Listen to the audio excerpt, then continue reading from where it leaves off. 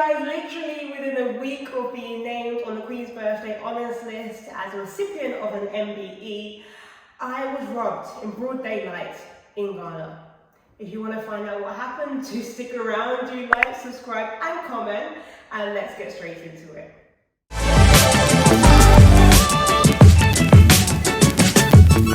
Hey guys, my name is Lorraine Bright, also known as the Chief Side Hustler, and welcome back to my channel. It's been a long time since I recorded the video to YouTube. It's been about 6 months. I think I last, or longer. This is my first video in 2022. I want to say a very happy new year to all of my subscribers, if it's still okay to say that. Yeah, I've come to you with a little bit of a quick story time. I've been off YouTube for a while. I was going through a lot of things personally, and I felt like I just didn't have content. I didn't have anything of value to put out. And I'm the kind of person that unless I feel like I've got something to give, I won't just put something random out there. So it's taken me a while to just really get myself back motivated again and really work out and think about what I would like to put out there through this channel. So hopefully do stick with me. If there's anything that you guys are looking forward to hearing about from me, then please feel free to drop a comment in the comment section and I'll be sure to do a video about it. So here's my story time. Yes, I got robbed in Ghana and I haven't felt comfortable sharing my experience yet because it shook me up a little bit. And I guess it's taken me until now just to be able to share the story and let people know. Of course, my family, my close friends knew about it. And I have a scar on my arm, so every time someone sees it, they always ask me what happened there. So yeah, finally I'm gonna share. And if it just helps one person to be more alert, then so be it. So as mentioned, one of the most amazing things happened to me last year in June. I was named on the Queen's Birthday Honours List as a recipient of an MBE. I will write what an MBE stands for. I think it's a member of the British Empire. No, I should know, but hey. At the time of recording this video, I'm yet to actually receive the award and go to the palace and do the whole ceremony, but very, very soon I will be. They just sent me the letter, so very soon you guys will be seeing a video about how that all goes as well. But literally the time they announce it in advance, and then obviously there's about a year lead up or 6 months lead or whatever it may be, until you actually receive your award. So I was named in the Queen's Birthday Honours List in June 2021, and I kept getting a lot of invitations to do interviews, and a lot of them were in Ghana, where I am from, and I live in the UK, but I frequently go over to Ghana, and TV stations that wanted me to come over and speak about the award. So I thankfully had a week off from work, so I actually travelled over to Ghana. I think it was a week or two. I travelled over to Ghana and did a lot of the media and spoke to a lot of people about what had happened, and you know, by the grace of God, receiving this award. And one of the things I love to do when I'm in Ghana, anyone that knows me well knows I love my morning walks. One thing about me is I actually have arthritis in my knees. I've had that for a long time. In fact, one of those excuses, you know when you're at school and you have to do the bleep test, or you have to like run around somewhere in the shortest time or whatever. I was always last. Not only was I overweight, but I had arthritis. Arthritis was the reason why I was so any of those girls that were with me at school and always used to laugh at me and bully me and used to bully me, I had arthritis. So it really hindered me. But anyway, the way that I manage it is I like to be in warmer climates, of course, but secondly, I do more low impact activities. My job, thankfully, have allowed me for medical reasons to work from home. So that helps me a lot as well. However, in the UK, as you all know, it's colder, so it's a bit difficult, especially when I go out for walks and things like that. And when I travelled, what I love to do is I like to go on walks. So it just keeps my joints active. Whenever I'm in Ghana, I stay in a place called East Legon.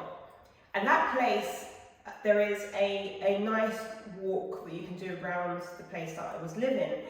And typically around 6 a.m. in the morning, there are a lot of people that are going out and doing walks.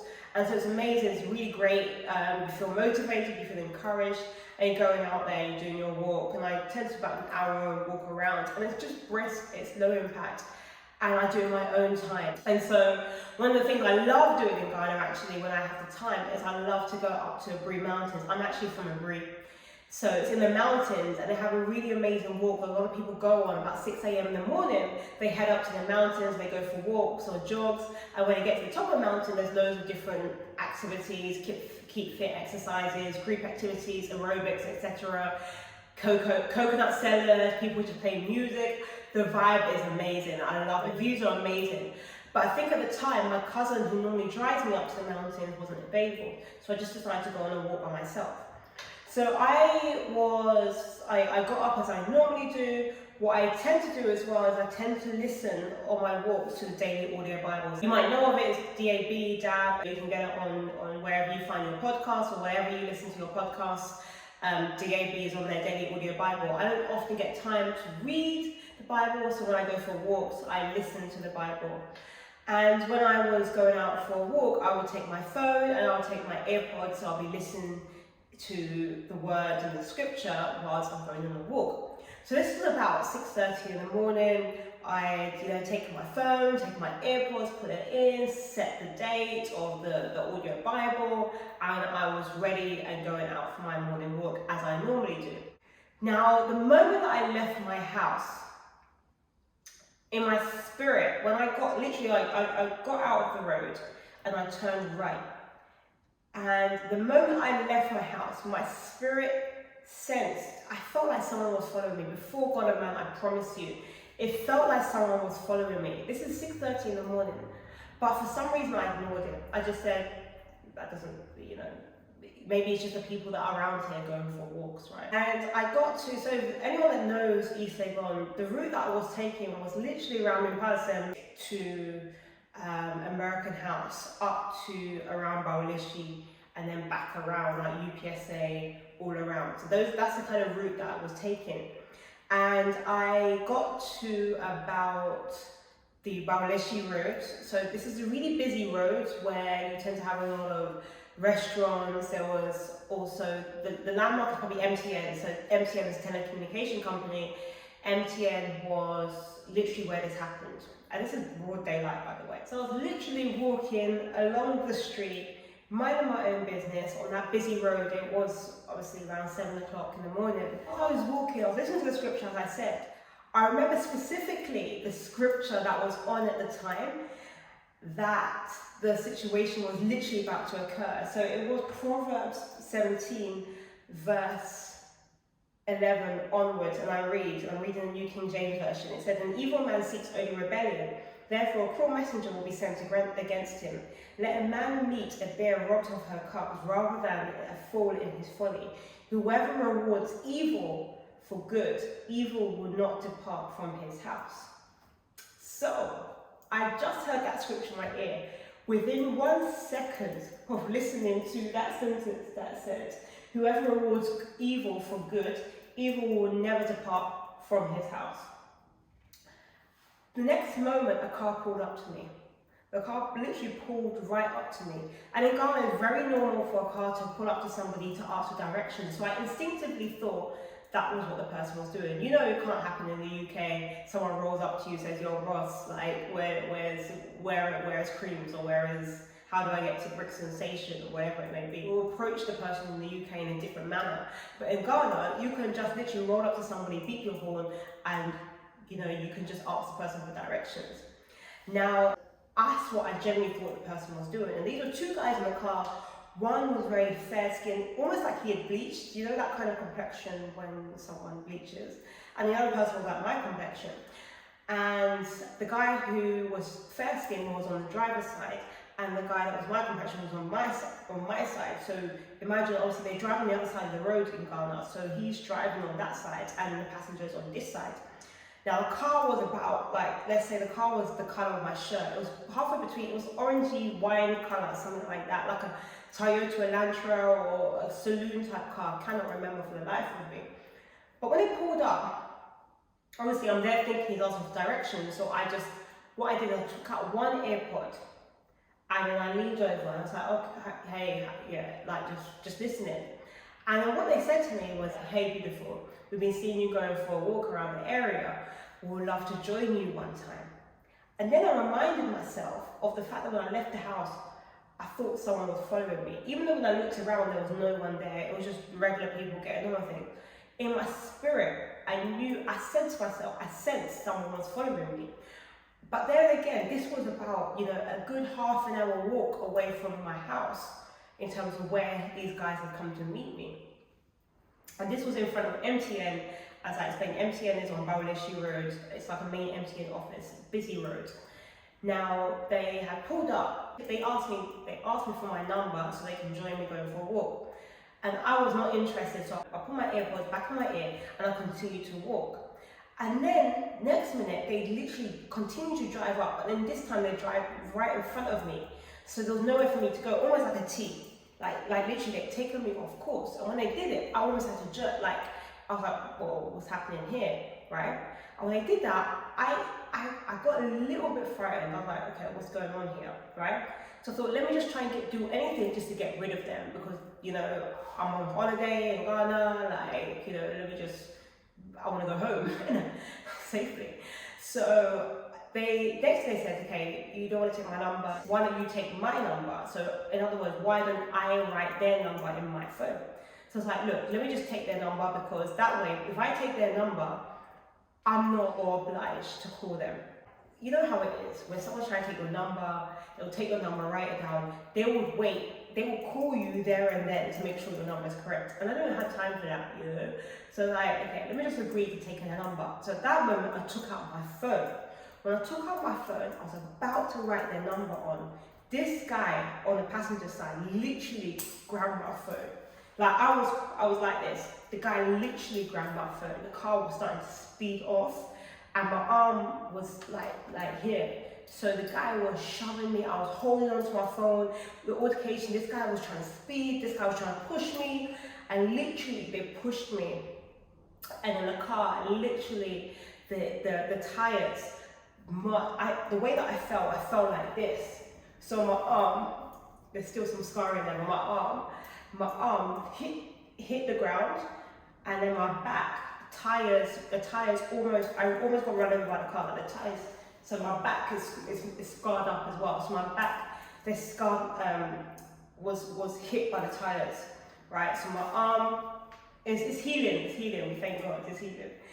Anytime people ask me, oh, what's that? So in the struggle, I fell, and then they literally pushed me to the ground. Car almost runs over me, tire marks across my back. I'm like, whoa. I'm like, what just happened? Like, my phone. So, yeah, when the shock hits you, you just lie there. They had literally sped off. And this altercation happened in a matter of seconds. So they had sped off, and I'm there lying on the floor, bleeding, literally bleeding, and just in shock. My wig, I have a wig for going on walks. My wig had fallen here. My hat had fallen here. My shirt was like this. It was bad. So I was just sitting. I just lay there, and within a matter of seconds, people just swarmed in like that, like seconds. I was like, hold a minute, where were you guys when this altercation happened? Like, no one was there. But within seconds, there was like 20 people there. I was like, hold on a minute, where did you guys come from? You just sitting around watching whilst this was happening. I'm screaming out of the car. So they just came in trying to help me, and I was like, they got my phone, they took my phone, I couldn't even see the number plate. All I remember was the descriptions that I'd given you guys.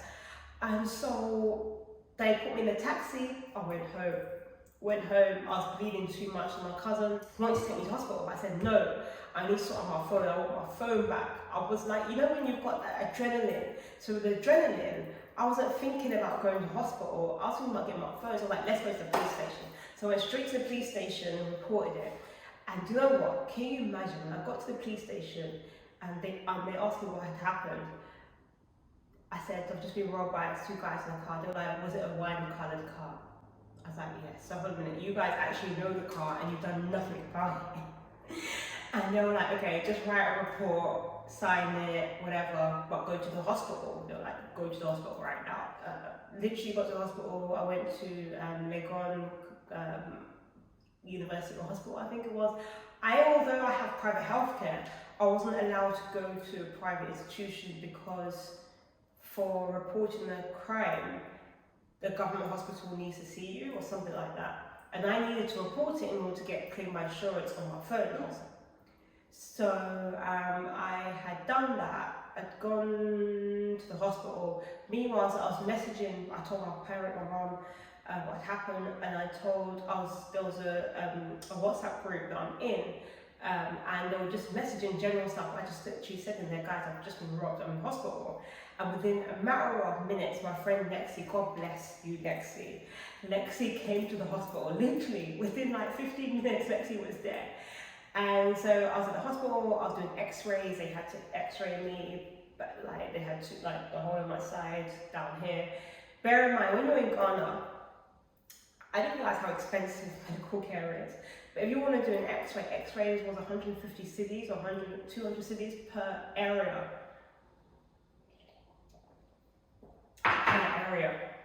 So they did an x-ray of, I think, my neck, my arm, my back, things like that.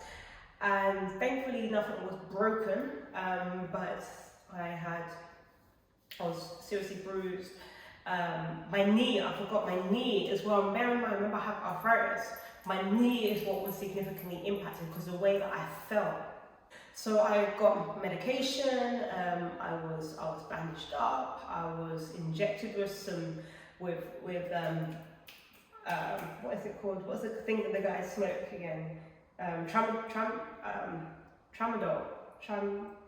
Is that what it's called? I was in hospital, and then when I got released, when I went back home, I went into iCloud, I reported my phone lost or stolen and locked it.